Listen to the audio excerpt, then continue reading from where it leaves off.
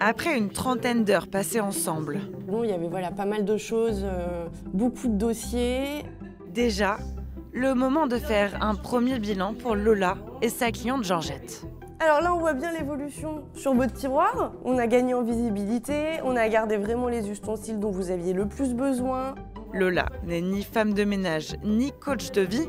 Son métier, c'est d'aider à trier et organiser les pièces à vivre de ses clients. C'était vraiment une bénédiction de trouver cette personne que je recherchais, mais je ne savais pas que ça existait.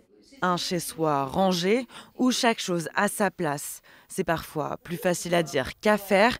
Georgette a voulu un changement durable dans sa vie. Il y avait quelqu'un qui venait chez moi, je m'excusais en disant excusez-moi pour le désordre et tout ça. Chaque fois, c'était le même refrain. Et j'étais gênée, alors je déplaçais des trucs, des affaires, pour que les gens puissent s'asseoir, enfin la personne puisse s'asseoir. Enfin, c'était extrêmement éprouvant pour moi parce que j'avais honte.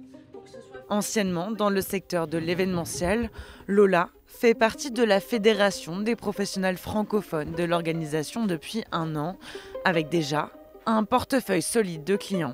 Je ne savais pas en fait que c'était un métier de le faire chez soi et de potentiellement aider les autres, donc je le pratiquais pour moi-même.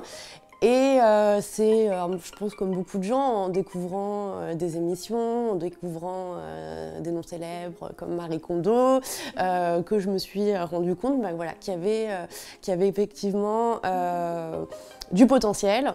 En Sarthe, ils sont 4 à faire ce métier et chacun avec sa façon de faire. C'est aider, tout ça guider gentiment, mettre de l'humour. Voilà, pour dédramatiser les situations, parce que c'est des choses qui touchent beaucoup les gens, mais c'est que des objets.